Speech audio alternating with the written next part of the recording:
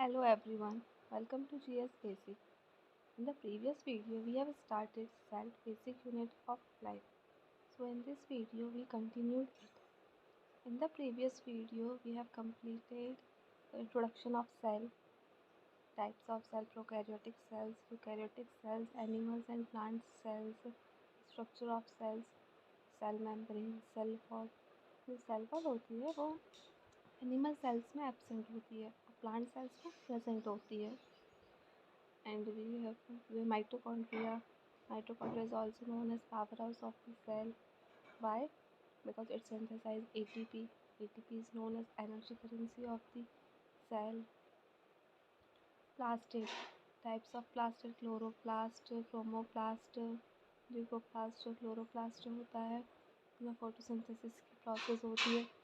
Chromoplast होता है वो कलर देता है फ्लावर्स को और फ्रूट्स को. जो ल्यूकोप्लास्ट होता है वो स्टोर्स करता है फैट्स एंड प्रोटीन को. हम लाइसोसोम के बारे में पढ़ा था. लाइसोसोम को क्या बोलते हैं? सुसाइडल बैग्स बोलते हैं. लाइसोसोम के बारे में पढ़ा था. और गोल्जी बॉडीज, जो गोल्जी अपैरेटस होता है वो पैकेजिंग में हेल्प करता है. जो एंडोप्लाज्मिक रेटिकुलम होता है वो सपोर्टिंग फ्रेमवर्क देता है सेल के लिए. वैक्यूल के बारे में पढ़ा था. ये सब हमने प्रीवियस वीडियो में हमने कंप्लीट कर लिया था. So in this video we have started from nucleus. Nucleus जो रहता है वो कहाँ प्रेजेंट होता है? वो सेल जो न्यूक्लियस रहता है वो सेल के बीच में प्रेजेंट होता है और ये डबल मेम्ब्रेन स्ट्रक्चर होता है. इसमें जो इनर मेम्ब्रेन रहती है वो इनर न्यूक्लियर मेम्ब्रेन और आउटर रहती है आउटर न्यूक्लियर मेम्ब्रेन. दोनों मेम्ब्रेन को मिलाकर न्यूक्लियर एनवेलप होता है. और ये जो न्यूक्लियर की मेम्ब्रेन होती है ये बहुत पोरस होती है. इसमें पोर्स पाए जाते हैं ताकि इसमें मटेरियल प्रेजेंट होता है वो इजीली ट्रांसमिट कर सके. जो न्यूक्लियस होता है वो सेल के बीच में प्रेजेंट होता है. बट जो प्लांट सेल रहता है उसमें वो पेरीफेरी की तरफ शिफ्ट होता है. और इसमें जो न्यूक्लियोप्लाज्म अंदर रहता है उसमें दो पार्ट्स रहते हैं, एक न्यूक्लियोलस और क्रोमैटिन मटेरियल. तो थिन थ्रेड लाइक स्ट्रक्चर दिख रहा है वो क्रोमैटिन मटेरियल है. और जो बीच में एक स्ट्रक्चर दिख रहा है गोल गोल वो न्यूक्लियोलस है. न्यूक्लियोलस रहता है वो प्रोटीन और RNA में रिच रहता है. क्रोमैटिक मटेरियल होता है वो थिन थ्रेड लाइक स्ट्रक्चर होता है. वो एक नेटवर्क बना लेते हैं न्यूक्लियोप्लाज्म में. और ये जो होता है इसमें किस चीज़ का नेटवर्क होता है? जेनेटिक सब्सटेंस DNA और हिस्टोन प्रोटीन, मतलब DNA एंड हिस्टोन प्रोटीन्स का. तो न्यूक्लियस रहता है उसका मेन फंक्शन क्या होता है? It controls all the activities of cell. और सेल की सभी एक्टिविटीज़ को कंट्रोल करता है, इसलिए उसको हम कंट्रोल रूम ऑफ सेल भी बोलते हैं. तो क्रोमैटिन ट्रांसमिट करता है हेरिडिटरी कैरेक्टर्स पेरेंट्स से के ऑफस्प्रिंग में. सो ये जो होता है फंक्शन होते हैं न्यूक्लियस के. नेक्स्ट वन इज जो क्रोमोसोम होते हैं वो थ्रेड लाइक स्ट्रक्चर होते हैं न्यूक्लियस में पाए जाते हैं क्रोमैटिन मटेरियल में. और ये जो होते हैं सेल डिवीजन के टाइम पर विजिबल होते हैं. एक जो क्रोमोसोम रहता है वो दो क्रोमेटिड से मिलकर बना हुआ रहता है. और जो पॉइंट पर जिसको सेंट्रोमियर कहते हैं.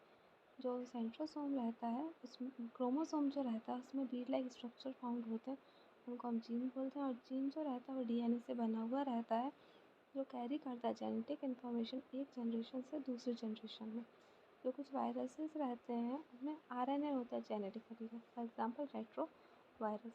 जो प्रोकैरियोट्स रहते हैं उनमें एक ही क्रोमोसोम रहता है. लाइक बैक्टीरिया और बैक्टीरिया वायरस में एक ही क्रोमोसोम प्रेजेंट होता है. क्रोमोसोम तो क्रोमोसोम रहते हैं वो DNA और प्रोटीन के बने रहते हैं. क्रोमोसोम जो नेम दिया था वेल्डेयर ने दिया था और वो कैपेबल हो सेल्फ रेप्लिकेशन. तो जो क्रोमोसोम होता है वो खुद ही अपने आप में रेप्लिकेट हो जाता है और क्रोमोसोम ही जो है वो ट्रांसमिट करता है कोडेड इन्फॉर्मेशन एक जनरेशन से दूसरे जनरेशन. तो देखिए ऐसे भी see in diagram structure of chromosome. तो क्रोमोसोम में दो क्रोमेटिड्स पाए जाते हैं और जहाँ पर मिले हुए रहते हैं वो ऑरेंज वाला पार्ट उसको हम सेंट्रोमियर कहते हैं. तो एंड्स होते हैं क्रोमोसोम को उनको हम टीलोमियर कहते हैं. और जो छोटी वाली आर्म्स होती हैं और उनको हम शॉर्ट आर्म और एक लॉन्ग आर्म भी कहते हैं. Next is nucleic acid. Nucleic acid होता है is a complex compound found in animal cell. और इसमें क्या रहता है? न्यूक्लिक एसिड में यही जो है जेनेटिक इन्फॉर्मेशन को कैरी करता है कोडेड फॉर्म में. सो न्यूक्लिक एसिड जो होते हैं वो दो टाइप्स के होते हैं, DNA and RNA. So DNA stands for deoxyribonucleic acid and RNA stands for ribonucleic acid. So deoxyribonucleic acid DNA, DNA है वो फर्स्ट आइसोलेट किया गया था फ्रेडरिक मार्शल के द्वारा फर्स्ट सेल के न्यूक्लियस में। डीएनए होता क्या है? जो डीएनए वो एक मैक्रोमोलिक्यूल है जिसमें बहुत सारे न्यूक्लियोटाइड्स प्रेजेंट होते हैं। मतलब बहुत सारे जो न्यूक्लियोटाइड्स होते हैं वो मिलकर एक डीएनए का निर्माण करते हैं। तो न्यूक्लियोटाइड्स क्या होते हैं? न्यूक्लियोटाइड्स रहता है उसमें 3 कंपोनेंट्स रहते हैं, nitrogen base, deoxyribose sugar and phosphate group.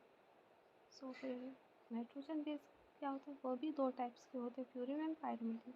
So as we see in chart, DNA में किस किस चीज़ से मिलकर बना हुआ था? Nitrogen base, deoxyribose sugar and phosphate group.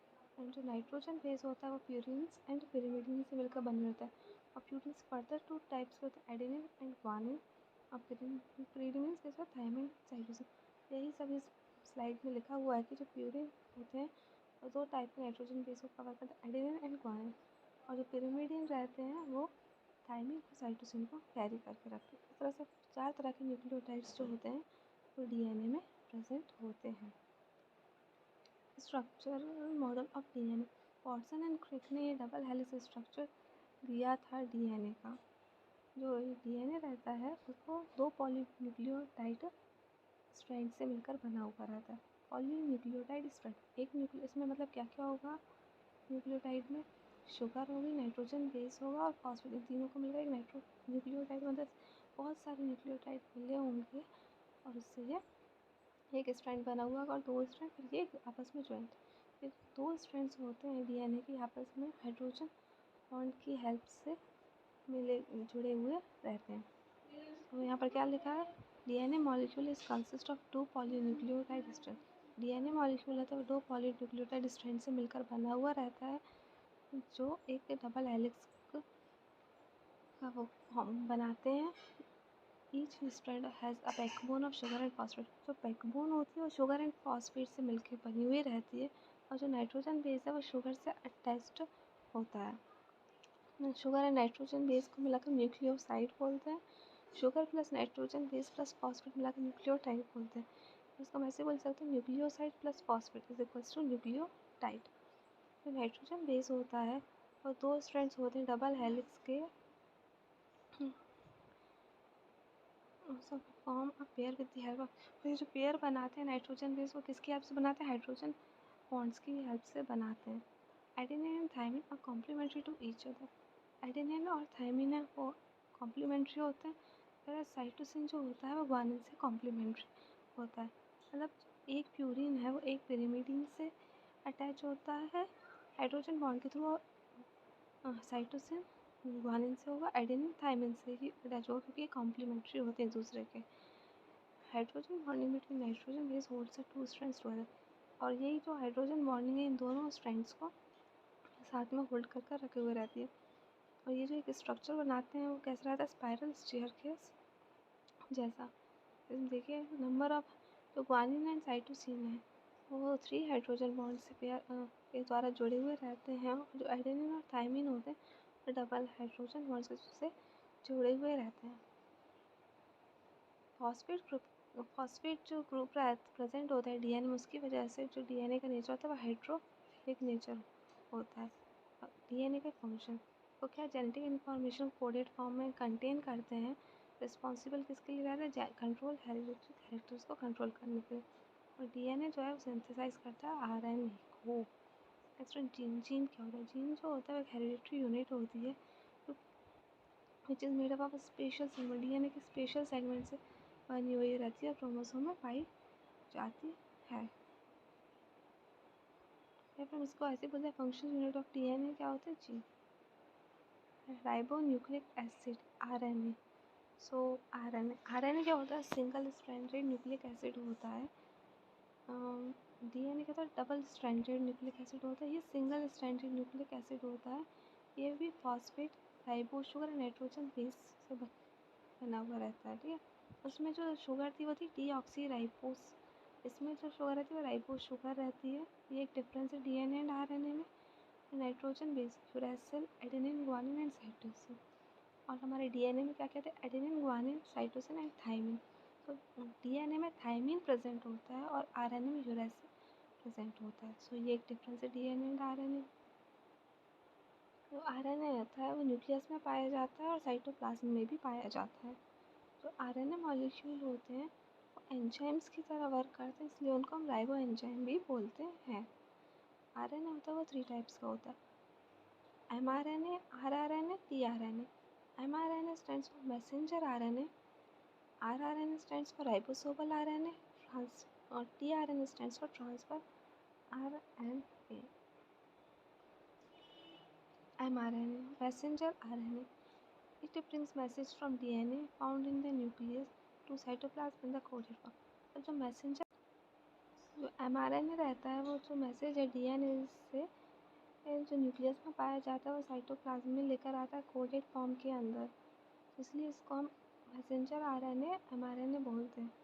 Ribosomal RNA rRNA, ये जो होता है राइबोसोम प्रेजेंट इन राइबोसोम में प्रेजेंट रहता है, जो कि साइट है प्रोटीन सिंथेसिस की। ठीक है। Next one is tRNA, transfer RNA, it is the carrier of amino acid and transmit to रेम। जो ट्रांसफर आरएनए जो रहता है वो अमीनो एसिड को कैरी करता है और वो राइबोसोम के पास लेकर जाता है, प्रोटीन सिंथेसिस में हेल्प करता है। सो फंक्शन ऑफ आरएनए क्या है, synthesis of protein. It is very important from the point of view of examination that what is the function of RNA, synthesis of protein. Thank you so much for watching. Today we completed cell basic unit of life, जिसमें हमने introduction पढ़ा था पहले cell का, फिर वहाँ से लेकर हमने पूरा मतलब टाइप्स ऑफ सेल पढ़े, सेल ऑर्गेनल्स के स्ट्रक्चर के बारे में पढ़ा है और उनके फंक्शंस के बारे में पढ़ा है, क्या कितने मतलब कौन कौन से ऑर्गेनल प्रेजेंट होते हैं और वो क्या फंक्शन करते हैं, ये सब हमने इस वीडियो तक कवर कर लिया है। नेक्स्ट वीडियो में सेल साइकिल करते हैं complete. Okay, thank you so much for listening and watching.